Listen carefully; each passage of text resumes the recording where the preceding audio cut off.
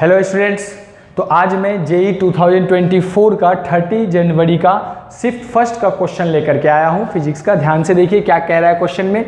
A particle of mass m has been thrown at an angle 30 degree with horizontal at u velocity से। Find its angular momentum at the highest point. तो ये तो बिल्कुल class note का question है।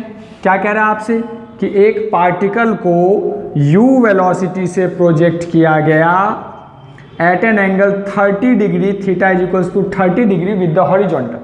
तो इसका trajectory कैसा होगा? बिल्कुल प्रोजेक्टाइल होगा सर। अब हाईएस्ट पॉइंट पर, eight the highest point of trajectory, आपसे क्या पूछा जा रहा है? एंगुलर मोमेंटम पूछा जा रहा है।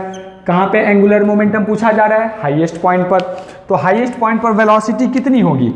तो बच्चों याद करो, सबसे पहले हम लोग क्या करते हैं, इसके x और y कंपोनेंट कर लेते हैं वेलोसिटी के। x कंपोनेंट कितना होगा? u cos theta. y component कितना होगा वेलोसिटी का? uy is equals to u sine theta. अब जिस पॉइंट पर हमसे एंगुलर मोमेंटम पूछा जा रहा है, कहाँ पूछा जा रहा है? हाईएस्ट पॉइंट पर। किसके अबाउट? पॉइंट ऑफ प्रोजेक्शन के अबाउट। तो याद करिए जरा फॉर्मूला। कौन सा फॉर्मूला? एंगुलर मोमेंटम का फॉर्मूला। एंगुलर मोमेंटम बराबर होता है एम वी आर परपेंडिकुलर। हम लोग लिखते हैं ना M V R sine theta.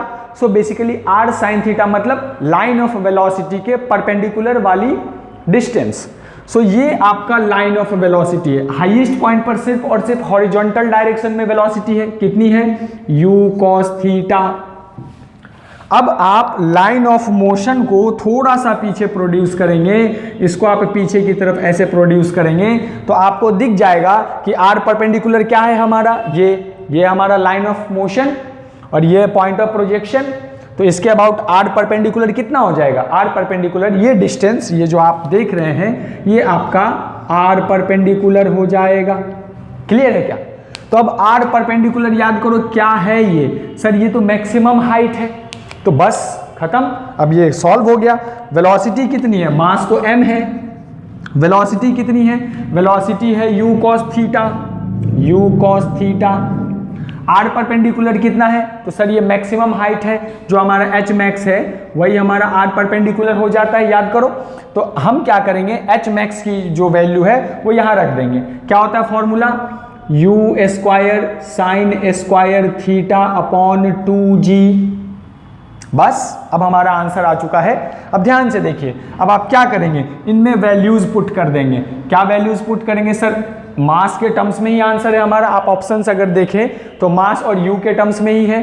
तो ये आ गया m। अब यहाँ पे आप u देख लीजिए कितनी बार है सर? u की पावर 2 है यहाँ पे, और यहाँ पे एक बार। तो क्या आ गया? m u की पावर 3।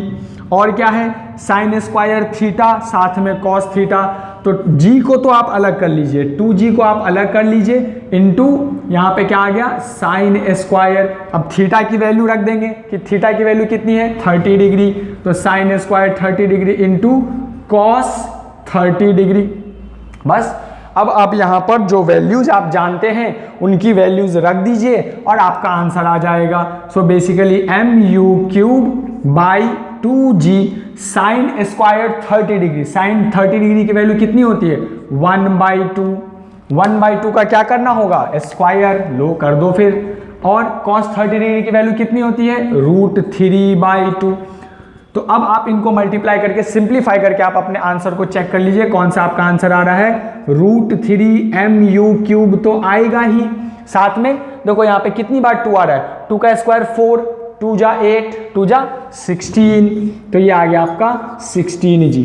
Very easy question. जो बच्चे यहाँ से क्लास किए होंगे तो उनको जरूर पता होगा कि ये क्लास का करवाया गया क्वेश्चन है और उनको डायरेक्ट फॉर्मूला भी वो याद रख सकते थे। बट ठीक है, चलिए, थैंक यू।